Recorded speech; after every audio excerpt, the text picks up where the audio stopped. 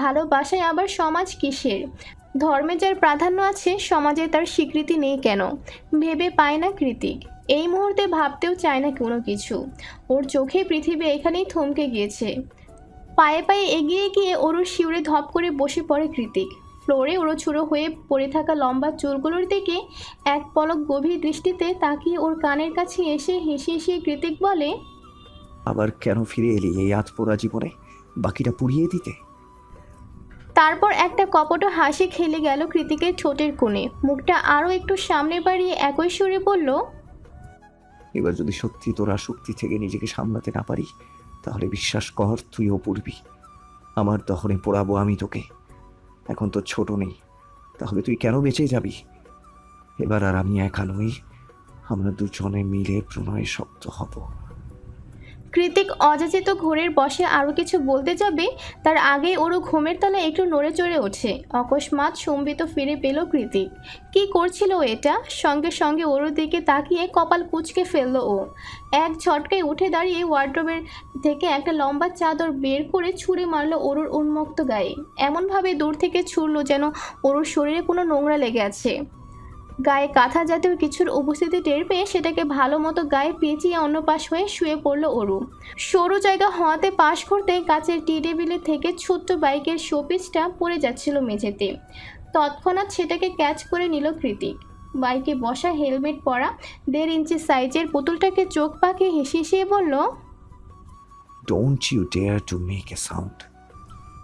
সেই সন্ধ্যায় গতর ডুবে যাওয়ার পর নরম সোফাতেই ঘুমিয়ে কাটিয়ে দেয় অরু। যখন ঘুম ভাঙে তখন রাত 9:35। চারিদিকে খুঁটখুটে অন্ধকারাচ্ছন্ন পরিবেশ। ঘুমের রেশ কাটিয়ে আড়মোড়া ভেঙে উঠে বসতেই সেদিনের মতো বিশাল মনিটরের এক ফলে তীক্ষ্ণ আলো এসে চোখে লাগে অরুর। সেই আলোতে কৃতিকের উপস্থিতি স্পষ্ট। কানের উপর কানপট্টির ন্যায় বড় বড় হেডফোন লাগিয়ে নির্দ্বিধায় গেমিং রিমোট কন্ট্রোল হাতে নাড়িয়ে যাচ্ছে সে। পরনে বাইকারদের মতো ব্ল্যাক লেদার জ্যাকেট, যার সামনের দিকের চেইনটা পুরোপুরি খুলে ঘাড় থেকে খানিকটা নামানো, যার দরুন ভেতরের পরিহিত কালো স্যান্ডো গেঞ্জিটাও দৃশ্যমান। তার উপর শরীরচর্চা করে কৃত্রিম উপায়ে বানানো অ্যাপসগুলোকে এইটুকুনি স্কিনে স্যান্ডো গেঞ্জি আড়াল করতে পারছে না মোটেই। অন্ধকারে বসে বসে আর চোখে এসবই দেখছিল ওরু। ঠিক তখনই রুমের লাইট জ্বলে সব কিছু আলোকিত হয়ে যায়। অকস্মাৎ তীক্ষ্ণ আলো চোখে পড়ায় কপাল কুঁচকে চোখ দুটো খিচে বন্ধ করে নিল অরু। হা করে না থেকে মুখের লালা পরিষ্কার করো। সামনের মনিটরে ধ্যান রেখে বলল কৃতিক। চোখ বড় বড় করে কৃতিকের মুখের দিকে তাকালো অরু। আগের মতোই ভাবলেশহীন মুখশ্রী। তবে অরু আর ভাবলেশহীন হয়ে বসে থাকতে পারল না। হঠাৎ এরূপ পচানি খেয়ে ভ্যাপাচাকা খেয়ে তৎক্ষণাৎ আলগোছে চুল বাঁধতে বাঁধতে দৌড়ে উপরে চলে গেল।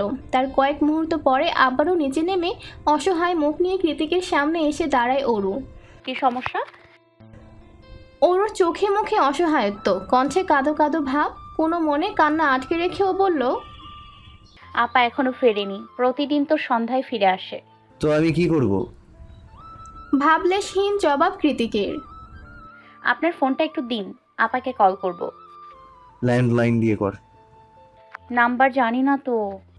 ফোঁস করে একটা নিঃশ্বাস ছেড়ে পকেট থেকে ফোন বের করে অরুর হাতে দেয় কৃতিক।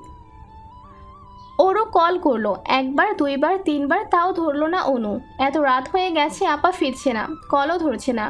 অযাচিত ভয়েরা যেন আষ্টে পৃষ্ঠে জড়িয়ে ধরলো ওরুকে।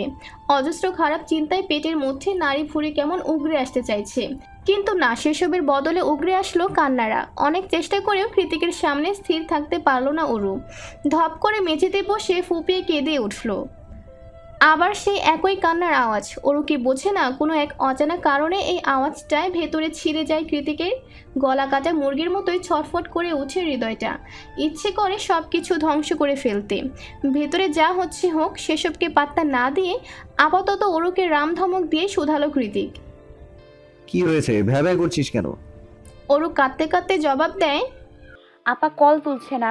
এখানে আসার পর থেকে আপা কেমন যেন ব্যস্ত হয়ে গিয়েছে, এখন আবার কলটাও ধরছে না। পার্ট টাইম জব করলে ব্যস্ত হবে না তো কি হবে? মুখ টিপে টিপে বলল কৃতিক। কিছু বলছেন? না, তুই কান্নাকাটি অফ কর। তোর কান্নার আওয়াজ বিরক্ত লাগে। আমি কাঁদলেও আপনার বিরক্ত লাগে, হাসলেও বিরক্ত লাগে। করবোটা কি আমি? চুপ করে থাকবি। ওরও তাই করলো, চুপ হয়ে বসে রইলো। এমনিতেই কৃতিকের সামনে কেঁদে ফেলেছে, এখন ভাবতেই কেমন লজ্জা করছে ওর। ও তো এতটাও বাচ্চা স্বভাবের মেয়ে নয়, যথেষ্ট স্ট্রং। ওর ভাবনার ছেদ ঘটে কৃতিকের আওয়াজে। আমি বের হয়ে আশেপাশে খুঁজে দেখছি, তুই থাক। ওরও একটু একটু হিচকি তুলে বলল, আমিও যাব, নিয়ে যান না। ম্যাকডোনাল্ডস ক্যাফেটেরিয়ার পার্কিং লটে গাড়ি পার্ক করে আশেপাশের রাস্তায় হাঁটছে কৃতিক আর অরু। ওভারসাইজ ডেনিমের পকেটে হাত ঠুকরিয়ে গা ছাড়া ভাব নিয়ে হাঁটছে কৃতিক। দেখে মনে হচ্ছে ওর মধ্যে চিন্তার লেশ মাত্র নেই। ওদিকে ওরও ভেবে পাচ্ছে না হসপিটালে না নিয়ে গিয়ে ওকে এখানে কেন নিয়ে এলো এই পাগল লোকটা। আপাতত হসপিটালে। ওরও কয়েকবার জিজ্ঞাসা করছে আগ বাড়িয়ে, কিন্তু কৃতিকের সোজাসাপটা উত্তর, আশেপাশে খোঁজ, এখানেই পেয়ে যাবি। ওরও সেই তখন থেকে এদিক ওদিক হন্য হয়ে ছুটছে। সোডিয়ামের আলোয় যত দূর চোখ যায় কোনো মানুষ নেই। ক্যাফেটাও বন্ধ হয়ে গিয়েছে খানিকক্ষণ আগে, অথচ অনুর দেখা নেই। আচ্ছা, তোর পেটের মাঝখানের তিলটা কি আসল? যখন ছোট ছিলি তখন তো দেখিনি। পাহাড়ি আঁকাবাঁকা রাস্তায় ওরও যখন অনুকে খুঁজতে খুঁজতে পাগল প্রায়, ঠিক তখনই কৃতিজ্ঞানী ব্যক্তিদের মতো ভাবুক হয়ে ছাপড়ে প্রশ্নটা করে বসে। এই মুহূর্তে কৃতিকের কথায় ওর গোপন তিলকের খবর জানায় অবাক হবে নাকি আহাম্মকের মতো প্রশ্ন করায় গিয়ে ঠাটিয়ে থাপ্পড় মারবে ঠিক বুঝে উঠতে পারল না। যত যাই হোক, বয়সে ওর চেয়ে দ্বিগুণ বড় কৃতিক। তবে কিছু তো কথা শোনানোই যায়, সেই উদ্দেশ্যে ঘুরে পেছনে এগিয়ে এলো অরু। তখনই উল্টো দিক থেকে ডাক পড়ল অনুর। অরু! ওরও চৌকিতে পেছনে চাইলো, দেখলো খুঁড়িয়ে খুঁড়িয়ে এদিকে এগিয়ে আসছে আপা। তার সঙ্গে লম্বা মতো একটা ভাইয়া অনুর হাত ধরে ওকে হাঁটতে সাহায্য করছে। অনুর ছোট্ট শরীরটা লোকটার শীতের কোট দিয়ে আবৃত। লোকটা কে, কি হয়, কেনই বা অনুর হাতটা শক্ত করে ধরে রেখেছে, সে সব নিয়ে এই মুহূর্তে এক বিন্দু পরিমাণ মাথা ব্যথা নেই অরুর। ও শুধু দেখছে ওর আপা ব্যথা পেয়েছে, হাঁটতে পারছে না ভালো করে। একদিক দিয়ে কৃতিক আর অরু এগিয়ে আসছে, অন্যদিক দিয়ে অনু আর প্রত্যয় আর কৃতিকের চোখাচোখি কথা আদান প্রদান হলো বোধ করি।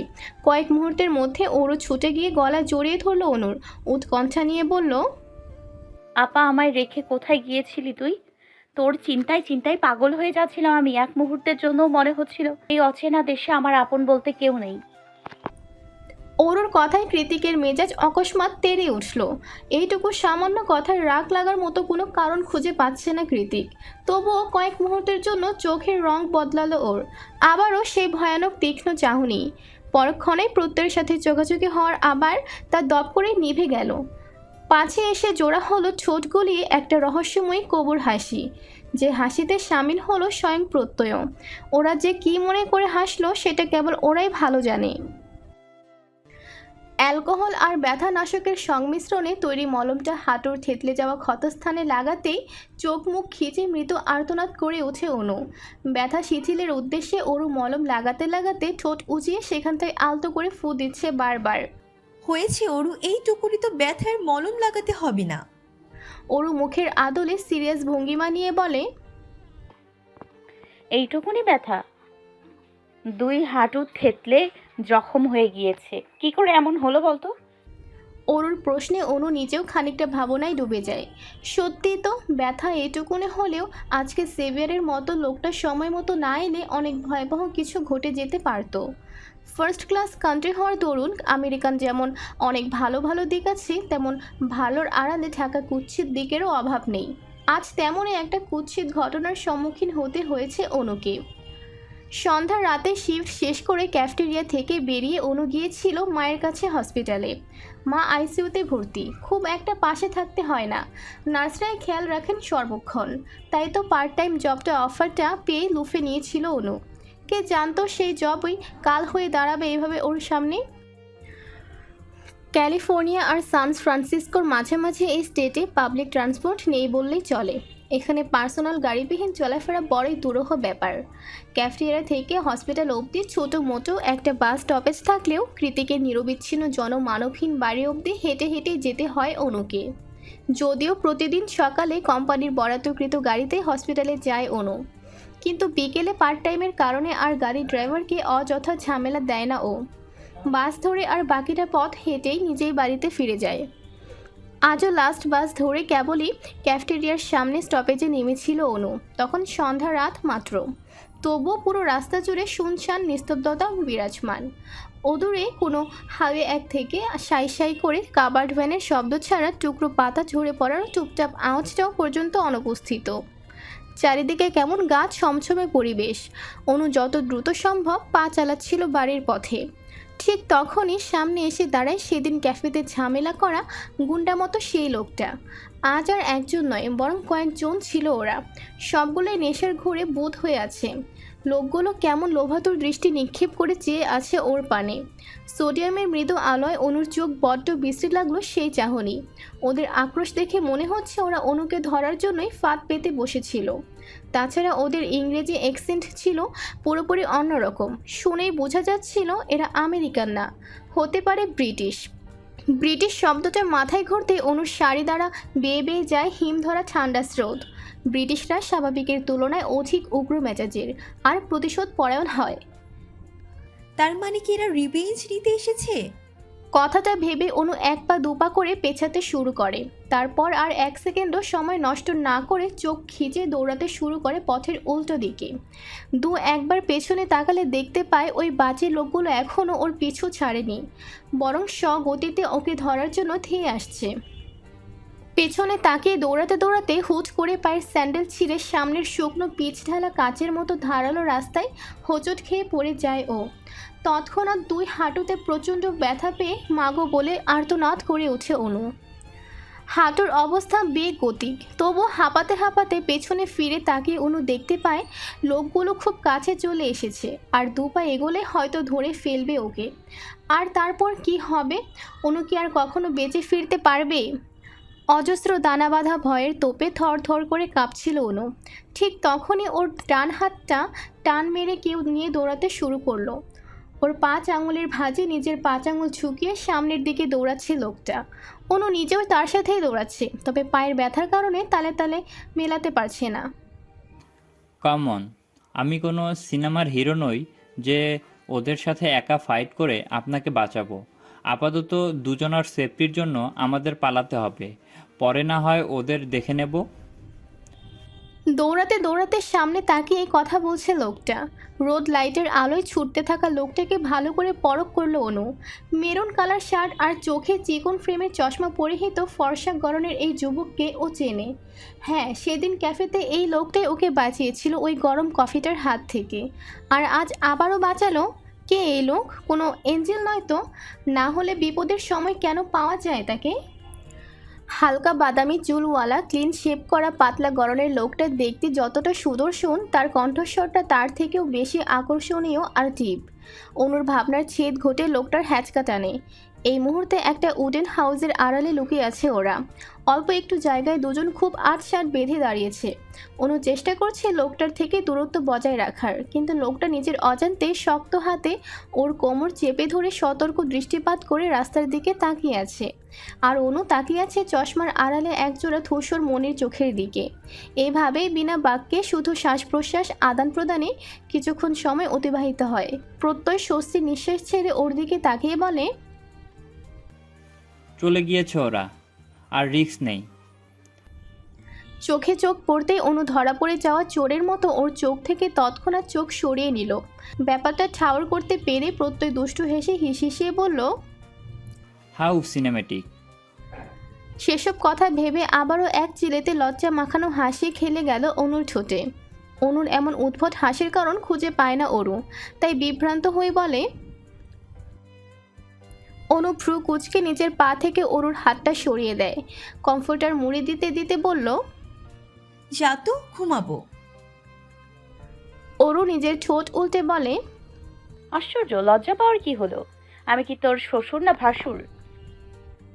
দেখতে দেখতে কখন যে কৃতিকের এই ছোট্ট ডুপ্লেক্স বাড়িটায় একটা মাস কাটিয়ে দিল টেরই পায়নি অরু। সময় যে কেন এত তাড়াতাড়ি চলে যায় কে জানে। ডাক্তার বলেছে আজমেরি শেখের ওপেন হার্ট সার্জারির প্রয়োজন, তবে এত বড় সার্জারির জন্য আজমেরি হক প্রস্তুত নন।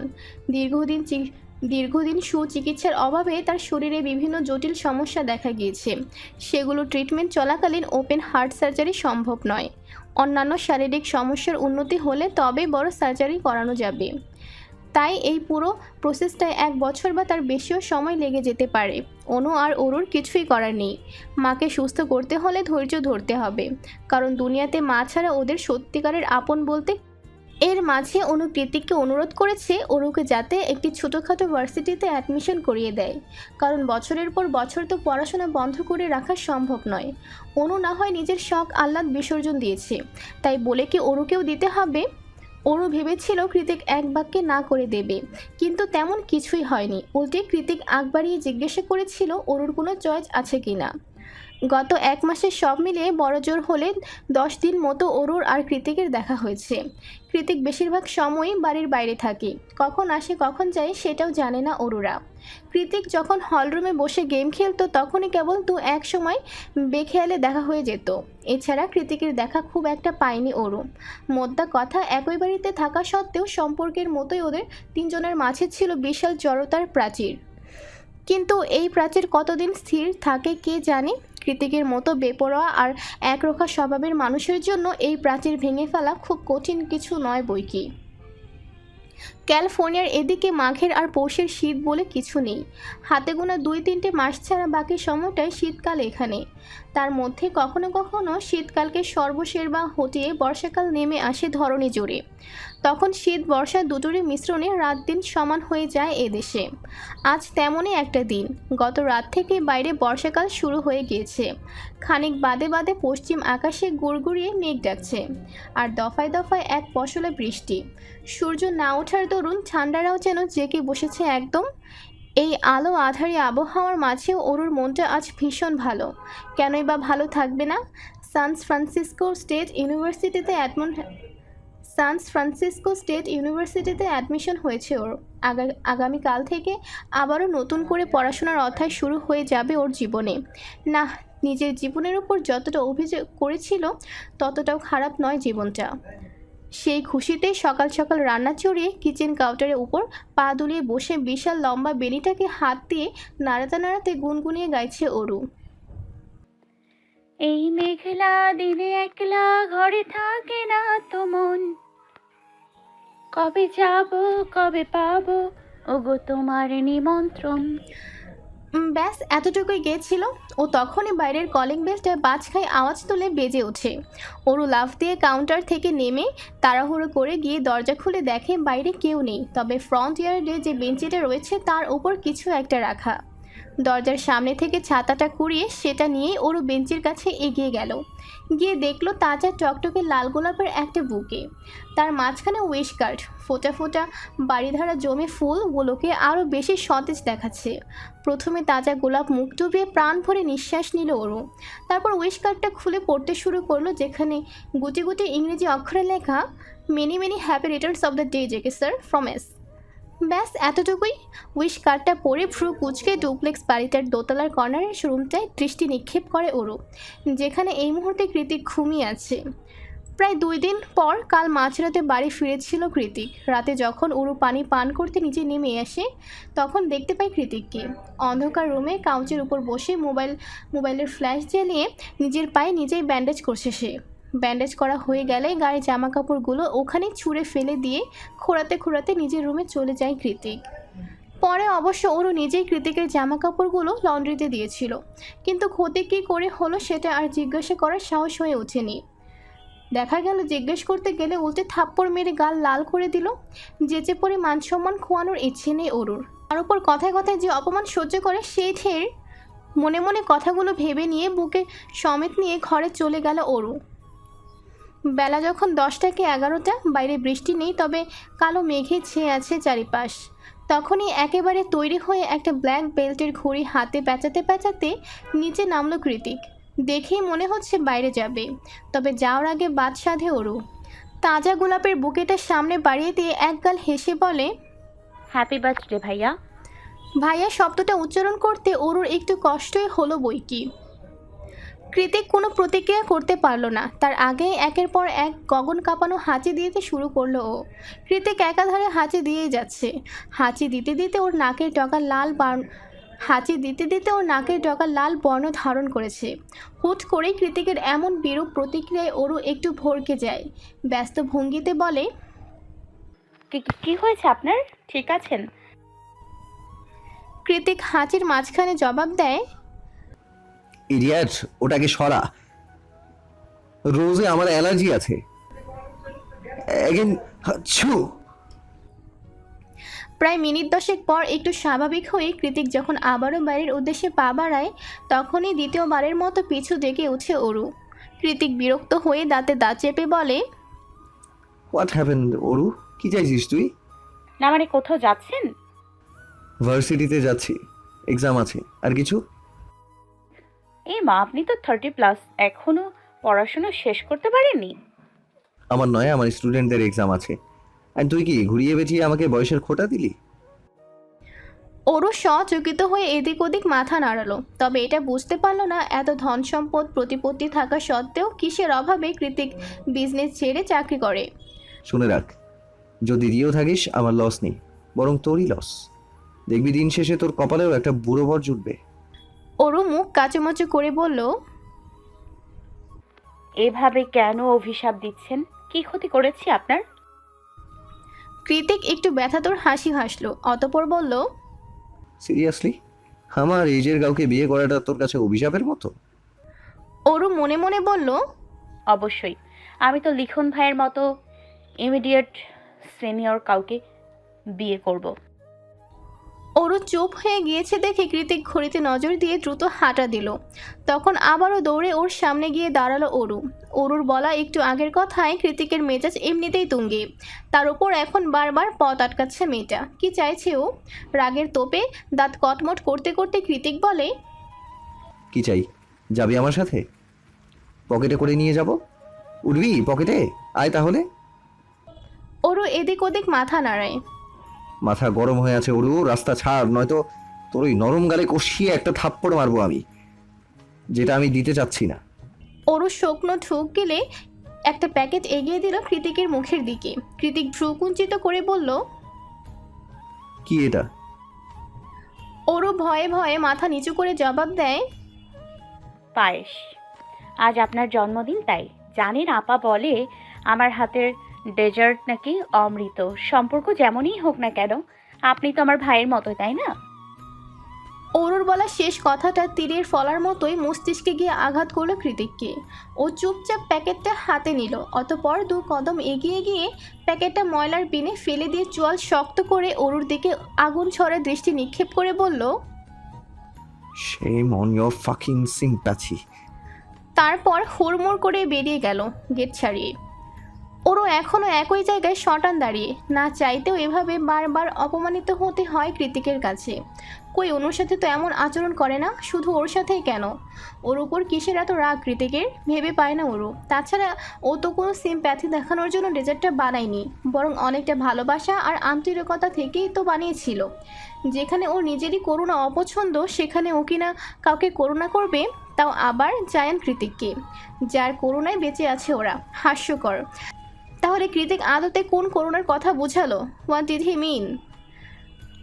রাস্তার সাইডে স্থির দাঁড়িয়ে থাকা চেনা পরিচিত মার্সিডিজ গাড়িটা দেখেই বেশ অবাক হলো সায়র। মনে মনে ভাবলো, মাঝ রাস্তায় কৃতিক গাড়ি থামিয়ে করছেটা কি? আশ্চর্য।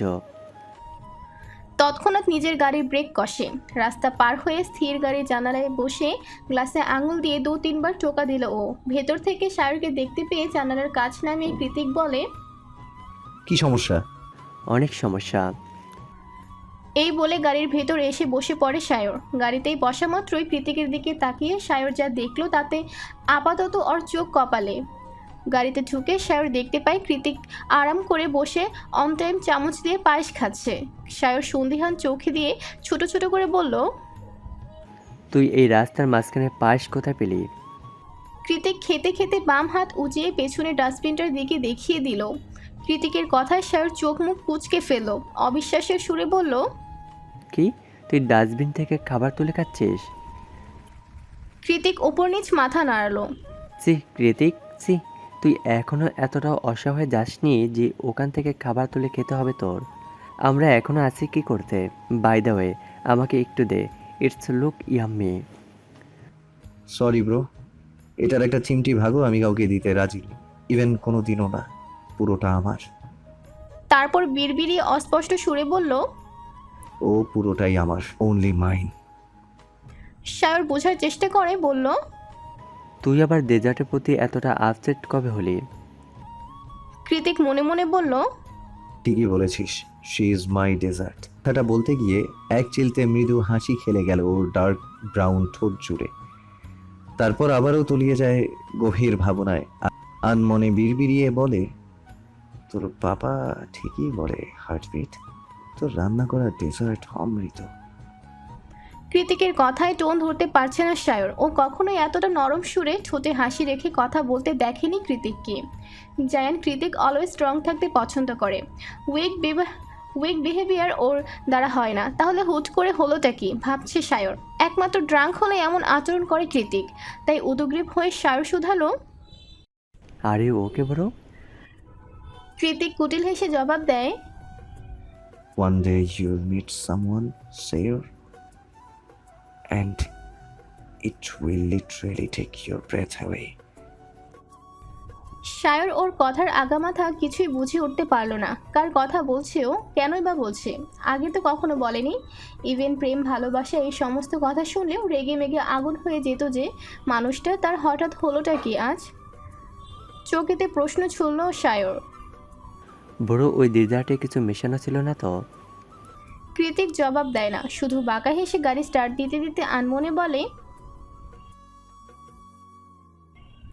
সন্ধ্যা হতে না হতেই ঝুম বৃষ্টি নেমেছে আকাশ বাতাস ছাপিয়ে। বাড়িতে বিদ্যুৎ নেই, মোম জ্বালিয়ে রেখেছে অনু একটু আগেই কল দিয়ে জানিয়েছে বৃষ্টিতে হসপিটালে আটকা পড়েছে ও, চিন্তা না করতে। মাত্রই কথা শেষ করে উপরে চলে যাচ্ছিল, তখনই গেট খুলে ভেতর ঢুকে বৃষ্টিতে ভিজে থুবু হয়ে যাওয়া কৃতিক। মোমের আলোয় থরথর করে কাঁপতে থাকা কৃতিককে দেখে মায়া হলো ও এগিয়ে গিয়ে কিছু লাগবে কিনা জিজ্ঞাসা করতে চাইল, কিন্তু তখনই সকালের সেই অপমানের কথা মনে পড়তে আবারও পিছু হেঁটে পা বাড়ালো নিজের ঘরের দিকে। তবে 2 পা সিঁড়ির দিকে এগোতেই পেছন থেকে কাট আওয়াজে ভেসে এলো কৃতিকের। দেখেছিস শীতে কাঁপছি, তবুও টাওয়েল এগিয়ে না দিয়ে চলে যাচ্ছিস? আক্কেল কি পানির সাথে গুলে খেয়েছিস? একটা দীর্ঘ নিঃশ্বাস ছেড়ে বলল, নিয়ে আসছি। উপর থেকে টাওয়াল নিয়ে এসে চেহারা একটু রাগি ভাব করে এগিয়ে যায় কৃতিকের কাছে। টাওয়াল দেওয়ার জন্য হাত বাড়াতেই কৃতিক খপ করে হাত সহ টাওয়ালটা ধরে নেয়। তারপর ওর হাত দিয়ে নিজের মতো করে চুল মুছতে থাকে। আরে রে, কি করছেন? লাগছে তো হাতে। খাওয়ার খোটা দিচ্ছেন?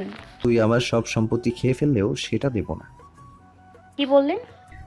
কথার পিছে কৃতিক কিছু বলতে যাবে, ঠিক তখনই দরজা ঠেলে এলিসা, অর্ণব, সায়র, ক্যাথলিন সবাই এক সুরে চেঁচিয়ে উঠে বলে, সারপ্রাইজ। ওদিকে কারো উপস্থিত টের পেতেই ওরুকে এক ছটকায় দূরে সরিয়ে দেয় কৃতিক। মেঝেতে ছিটকে পড়ে, আর্তনাদ করে বলে ওঠে, আমার কোমর। কৃতিকদের ডুপ্লেক্স বাড়িটা অত্যাধুনিক হলেও পরিধিতে খুব একটা বড় নয়। নিচ তলায় হল আর গ্যারেজ ছাড়া আলাদা কোনো শোবার ঘর নেই, আর উপরতলায় একটা মাস্টার বেডরুম যেটা কৃতিকের নিজের, অন্যটা গেস্ট রুম সেখানে আপাতত অরোরা থাকে। এছাড়া একটা রুম রয়েছে, সেটা কৃতিকের ব্যক্তিগত জিমনেশিয়াম। তবে এই পুরো বাড়িতে সব থেকে যেটা সুন্দর তা হলো 2 সাইডে 2টো টানা ছাদ বারান্দা, আর তার একটাতে রয়েছে মিনি সাইজের একটা সুইমিং পুল। ওই 2-3টা বাথটবের সমান পানি হবে আর কি। মূলত এটা ব্যবহারের থেকে সৌন্দর্য বর্ধনের জন্যই বেশি তৈরি করা হয়েছে। সন্ধে রাতে ফ্রাগ্রেন্স মোমের লালচে আলোতে পুলের অগভীর নীল পানিটুকু ঝিলমিল করছে। দেখলে মনে হবে কোনো জাদুকরী তন্ত্রমন্ত্রের ফল। তাতেই আপাতত পা ডুবিয়ে বসে আছে অ্যালিসা, অর্ণব, সায়র আর ক্যাথলিন। যদিও বাইরে হুহু ঠান্ডা, তবে সেটাই উপভোগ করছে ওরা। এলিসা, অর্ণব আর সায়র হলো কৃতিকের বেস্ট ফ্রেন্ড। পরিবারও বলা চলে। ওদের সবার জীবনে কোনো না কোনো অপূর্ণতা দিয়ে ঘেরা। 4 জনেই পিছু টানবিহীন ছন্নছাড়া মানুষ। সোজা পথে না হেঁটে আঁকাবাঁকা পথের অ্যাডভেঞ্চারাস শিহরণ পেতেই বেশি পছন্দ করে ওরা।